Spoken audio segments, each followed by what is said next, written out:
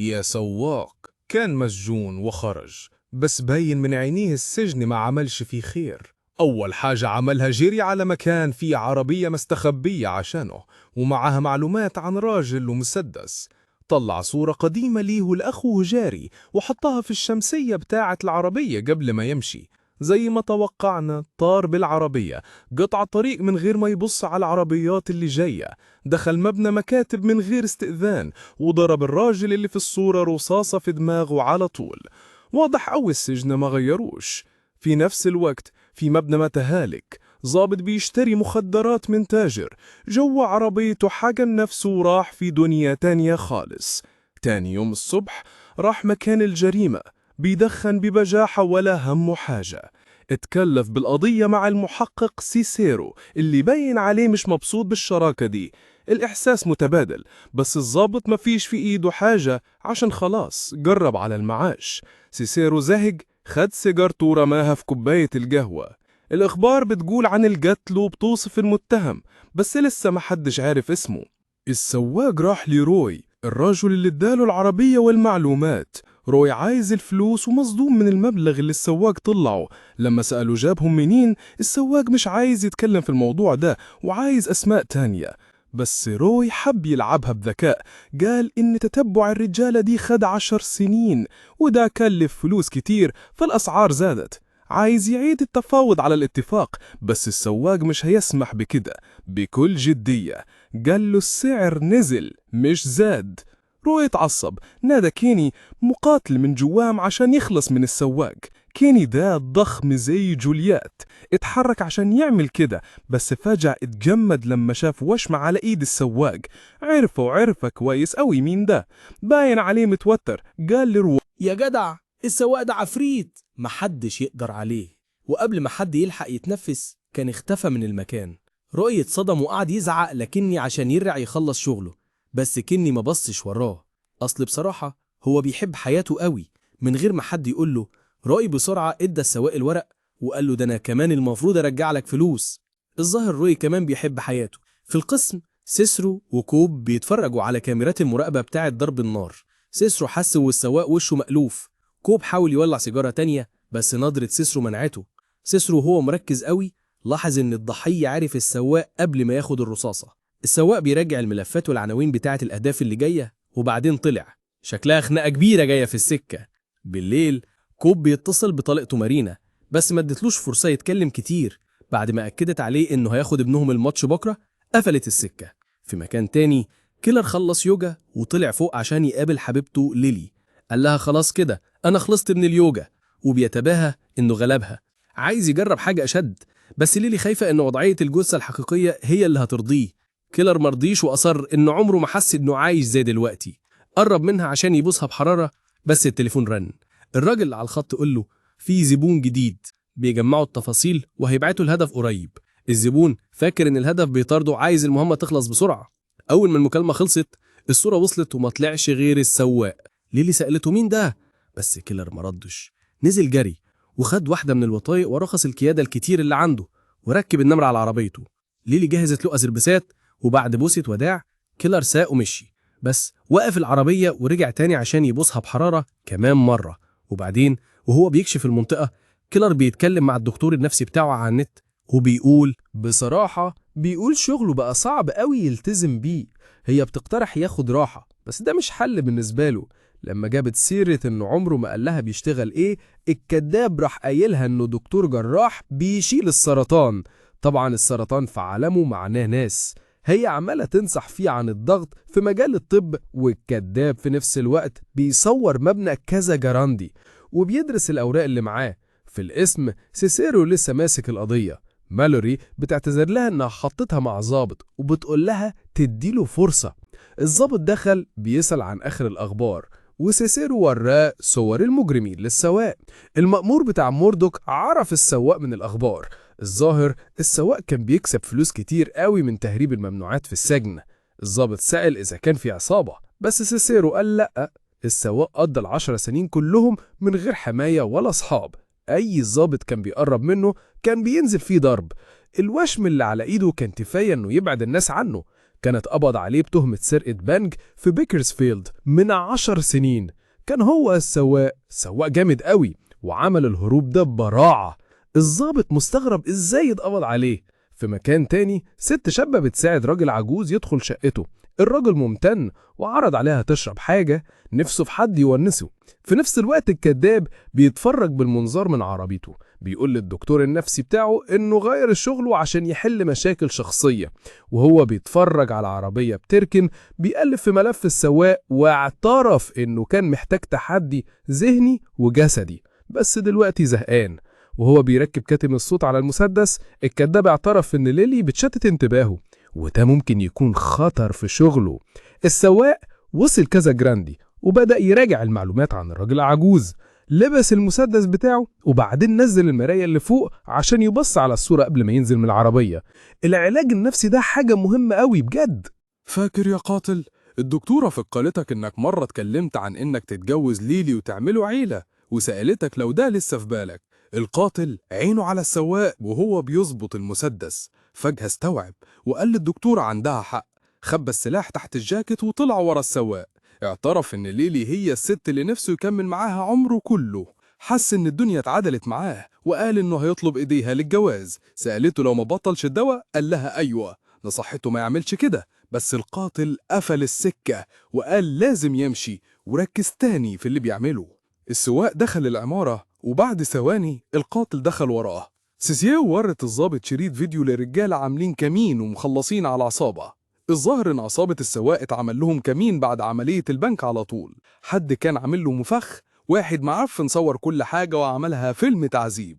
الضابط سألها جابت الشريط منين. سيسيرو قالت انه جالها في اول اسبوع ليها كمحققة. كانوا قبضوا على شبكة دعارة، ولما دخلت المكتب الشريط كان شغال. عملت نفسها بترد على مكالمة وطلعت. ما قدرتش تشوف ناس بتتقتل بدم بارد. ودت القضية للقاتل بس ما حدش اهتم عشان وشوش القاتلة ما كانتش باينة. في الشريط السواق وجاري هم اللي فضلوا من عصابتهم اللي كانت 4. اللي عاملين الكمين طلبوا فلوس البنك. واحد منهم هدد جاري وحط المسدس على راسه، والسواق خاف قوي. في نفس الوقت البنت الصغيرة خلصت شربها وقامت عشان تمشي، بس فجأة حست بأوخة. الراجل العجوز المزيف شاف مفعول المخدر ورمى العمكاز بتاعه وراح ناحيتها من غير مساعدة. في الشريط المسدس متوجه على راس جاري وهو بيعتذر للسواق انه ورطه معاه، وبرغم تحذيرات جاري انه ما يتكلمش السواق كشف. حكاية الفلوس ومكانها. السواق واقف قدام الباب، فجأة افتكر لحظة الكمين والسكينة وهي بتقطع رقبة جاري قدام عينه.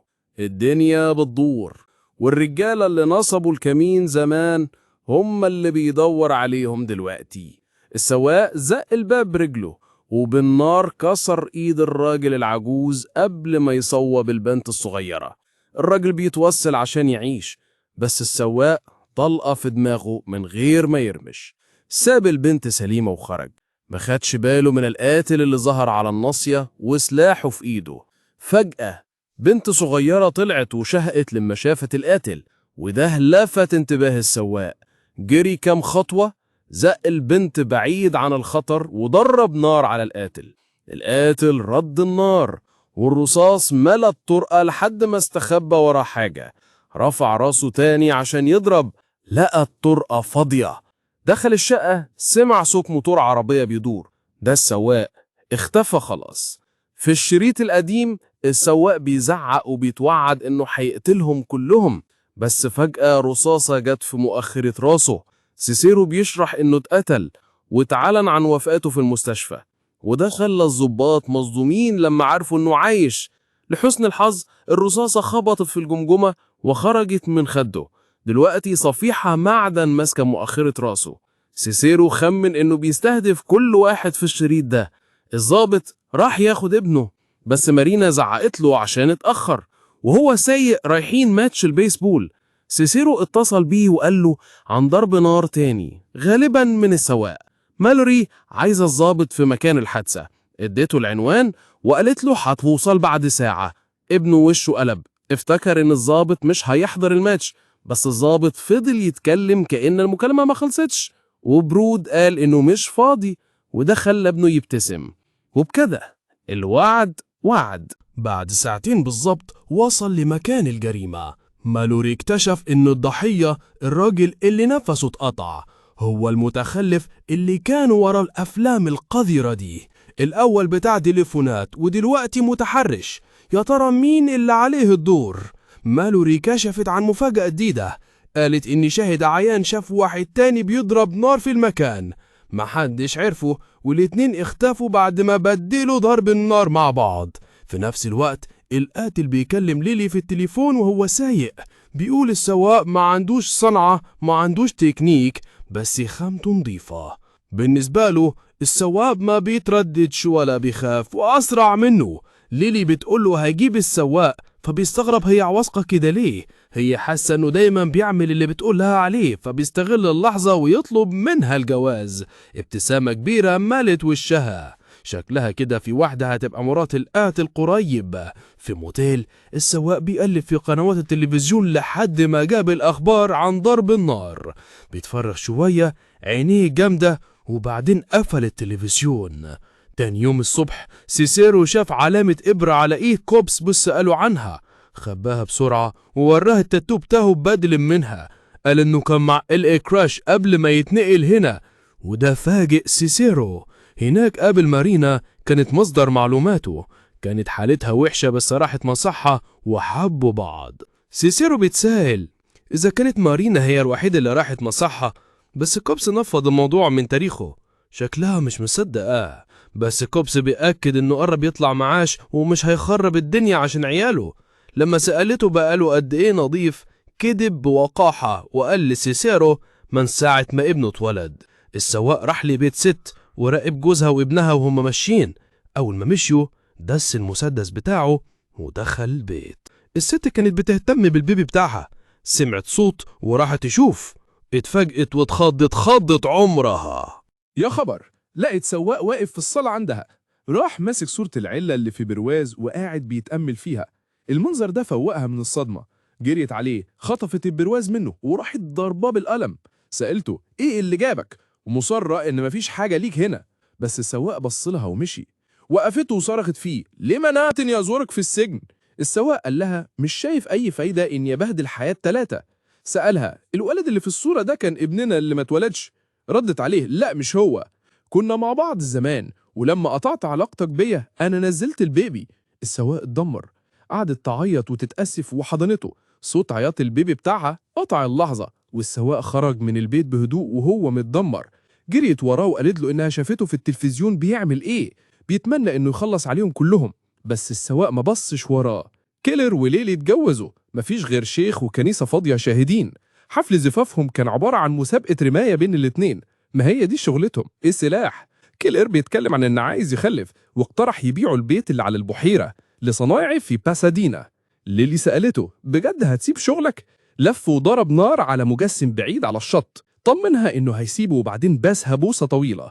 الضابط راح لمارينا وبيترجاها ترجع له. رفضت عشان بتحاول تبني حياة احسن لابنها. طلبت منه المخدرات اللي عارفة انها معاه، والضابط اداها لها ووعدها انه هيروح مصحة علاج الادمان اول ما القضية تخلص. اترجاها تسيبه يبات عندها ليلة واحدة. السواق وصل لنادي رايح لضحيته اللي جاية، وهو البواب بيكشف عليه لمح وشه وعرف ضحيته. هو بالظبط الراجل اللي ذبح جاري، زي ما تورين تدان. الراجل اخد جزاؤه لما اتطعن في نص بطنه جوه الغسالة. الحق رجع لصاحبه وياخد كل واحد نصيبه. يا صاحبي، قبل ما الراجل ده روحه تطلع اترجاها السواق يتصل بابنه ويقول له انه اسف، ومدله تليفونه ورقمه. بعدها السواق عامل المكالمة ومشي قبل ما البوليس يوصل. في نفس الوقت القاتل عمال يقلب في صور فرح لحد ما عينه وقعت على صور طفولته. كان عنده مشاكل في رجله وهو صغير وسابت له ندبة كبيرة قوي ومزاجه متقلب. طلع صورة السواق وقعد ينظف ويجهز في سلاحه. ليلي شافته وفكرته انه بطل، بس القاتل مصمم يخلص الشغلانة. اترجت وخافت لا يخلقوه، بس القاتل زعق فيها وهلها تسكت. دماغه خلاص اتقفلت. الضابط نايم في السرير مع ابنه بيتكلموا عن النوم، هما الاتنين ما بيعرفوش يلعبوا بيسبول. بس قام لما سمع صوت في الحمام، لقى مارينا ضيعة خالص من المخدرات. اعترفت انها خايفة وقالت انهم رايحين جهنم بسبب كل اللي عملوه. كل ما بيوجعوا حد بيخلقوا جهنم بتاعتهم. تاني يوم الصبح القاتل بيتجهز عشان يمشي، وفي لحظة بيبص على ليلي وهي نايمة، بس صفر دماغه وخرج. على الطريق السواق مسك تليفون الراجل واتصل برقم ابنه، بس خبر في التلفزيون كشف ان الراجل لسه عايش بمعجزة وبيحارب عشان يعيش في المستشفى. ساعتها السواق افتكر منظر الراجل وهو خانقه ورزع التليفون وقفل، وبعدين راح قالب بالعربية بعنف. الحكاية ابتدت لما الدنيا اتقلبت. في المستشفى الراجل كان بين الحياة والموت في العناية مركزة. القاتل وصلوا خبر مكان السواق، جري على المستشفى بسرعة البرق. السواق وصل المستشفى ودخل بقلب جامد بيدور الراجل بيتعالج فين. الدكاترة شغالين على الراجل بكل طاقتهم، والضابط قاعد في الطرقة بيقلب في مجلة ولا على باله. السواق لقى أوضة العمليات ودخل من غير تردد، طلع المسدس بتاعه. الدكتور رجع لورا والسواق فضي خزنة المسدس في الراجل. المرة دي مفيش أمل، الراجل روحه طلعت خلاص. صوت الرصاص قلب المستشفى راس على العقب. الضابط انتبه وجري على الدوشة.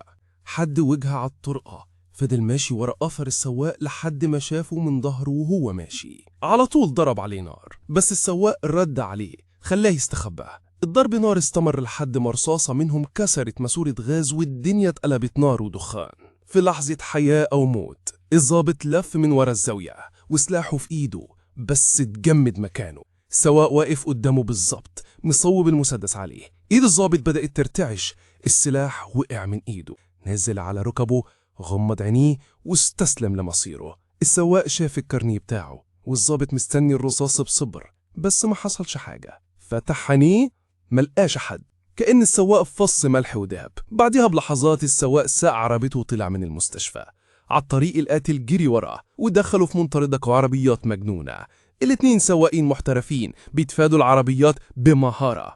السواق عرف يسبق القاتل لما زحف من جنب تريلا ووقف قدامه. بدل ما يضربوا نار السواق صوب على الكاوتش وضربه. القاتل رد عليه وجاب السواق في رقبته، وقبل ما القاتل يكمل خلص الشغلانة. السواق رجع بظهره وجري بالعربية. القاتل ضرب نار تاني بس خلاص فات الأوان. القاتل متغاظ وبيرتعش، طلع دواء وفده.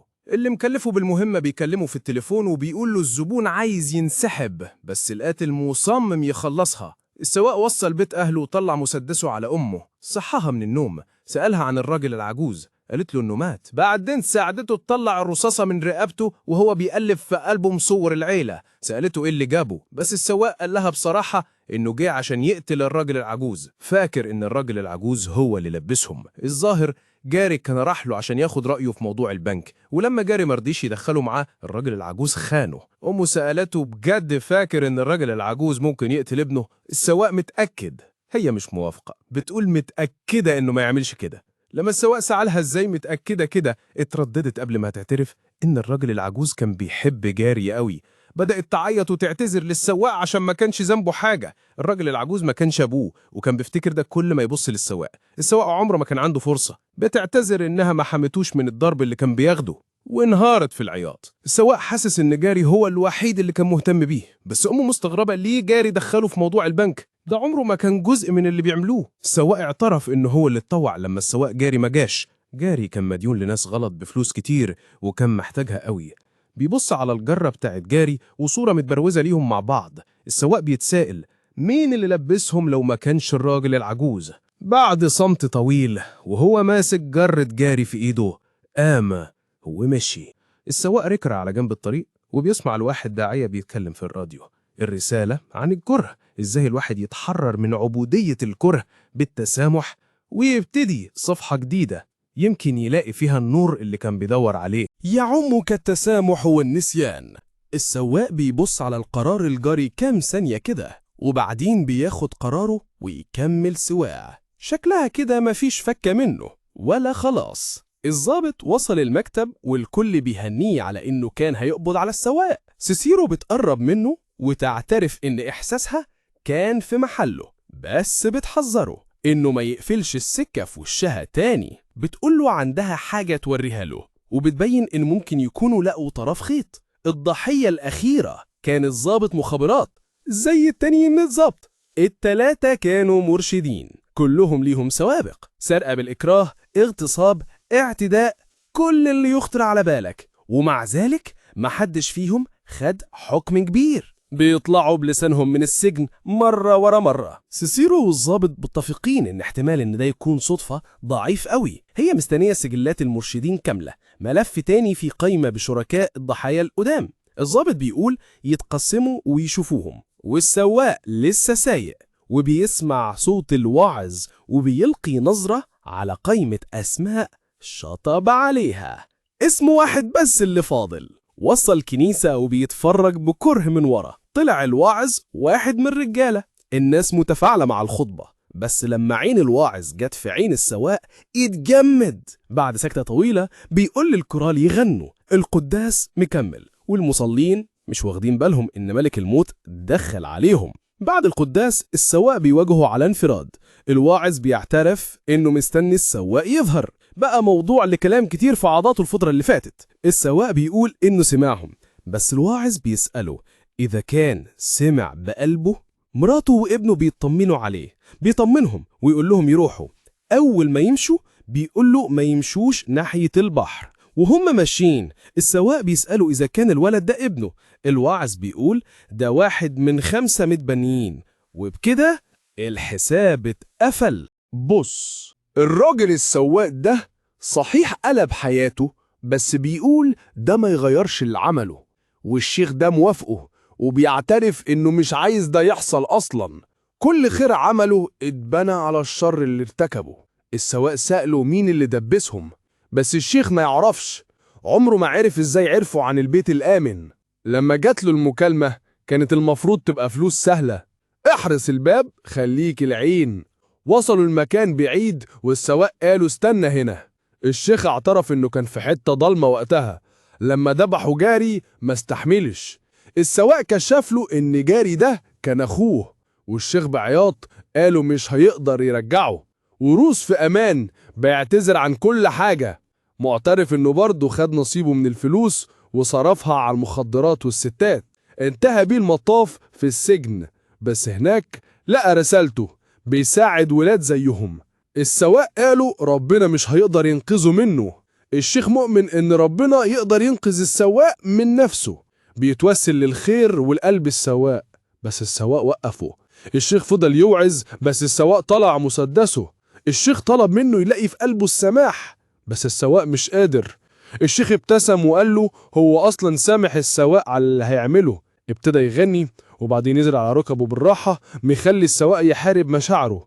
الشيخ غمض عينه وبيصلي، والسواق وجه المسدس وبيحارب. الشيخ وقع، بس بعد لحظة اتحرك. السواق قاله يرجع لعيلته، مشي. الظاهر ربنا فعلا أنقذ الشيخ في الآخر. وفي نفس الوقت القاتل بيتفرج من بعيد بالمنظار. السواق قاعد في الكنيسة الفاضية، مسدسه وصورة ليه هو وجاري محطوطين قدامه. القاتل دخل وموجه مسدسه ناحية السواق، والشرطي وصل الكنيسة برضه، ويدوبك هينزل من عربيته. سيسيرو بتزعق، بتسأله فين؟ بيرد عليها وبيقول لها القاتل والسواق الاتنين جوه. سيسيرو اتصدمت وسألته طلب دعم ولا لأ، بس الظابط قال لها ملحقش. قالت له ويدخلش، بس اعتذر لها انه دايما بيبوظ لها قضاياه. طلب منها خدمة، لو ما طلعش منها حي يا ريت تقول لابنه انه مات راجل. سيسرو بتترجاه يستناها، بس الظابط قفل السكة. جريت بسرعة بس صوت الفاكس وقفها. القاتل بيقول للسواق ياخد سلاحه، بس السواق بيرفض. ما بينهمش طار. ده غاظ القاتل وحس انه تهان، طالب تقدير، اعتراف بمهارته. بس السواق قال له عنده مشاكل. الكلام ده أثر في القاتل، خطف سلاح السواق ووجهه على أدهم. وهو بيبص في لستة السواق كشف انه ما خلصش شغله. الظاهر اللي مأجر القاتل لسه بره. في اللحظة دي الظابط دخل وسلاحه متوجه على القاتل، أمره يرمي السلاح. بعد لحظة توتر القاتل استجلاب، بس في حركة مفاجأة الظابط ضرب السواق بالنار من ورا. القاتل اتصدم بالتدريج، استوعب ان الظابط هو اللي مأجره من الأول. الظابط كمان هو اللي ضرب السواق بالنار أول ما القاتل رفع الليستة واكتشف ان السواق أصلا ما كانش يعرف عنه حاجة. بس الضابط كان فاهم ده، بالذات لما السواق ما ردش عليه النار في المستشفى. حبيبة جارك كانت ضباط رئيس عمال، وهي اللي قالت له على عملية البنك. أجر مخبرين تانيين عشان يساعدوه يسرقوا غلة العصابة. القاتل ماشي، بس السواق لحقه وعرض عليه أجرته $1. الضابط مستغرب الأجرة، بس القاتل اعترف إنها مجرد هواية. بعد تفكير قال للسواق يخلي الفلوس معاه عشان ما استحقوش، وحذره إنه عمري ما يتصل. النهاردة برضو وهي رايحة على مكان الحادثة، سيسيرو بتقلب في الملفات.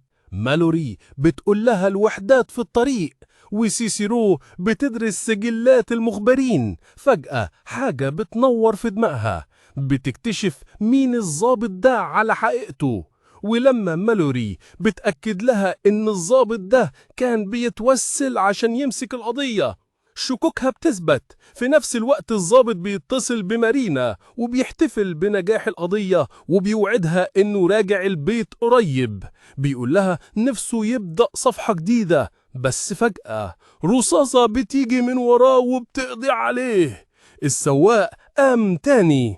الضابط مصدوم بيسأله إزاي لسه عايش. السواق بيقول له دي صفيحة معدن في مؤخرة دماغه، وبيطلق عليه رصاصة تانية وبيخلص عليه الخالص.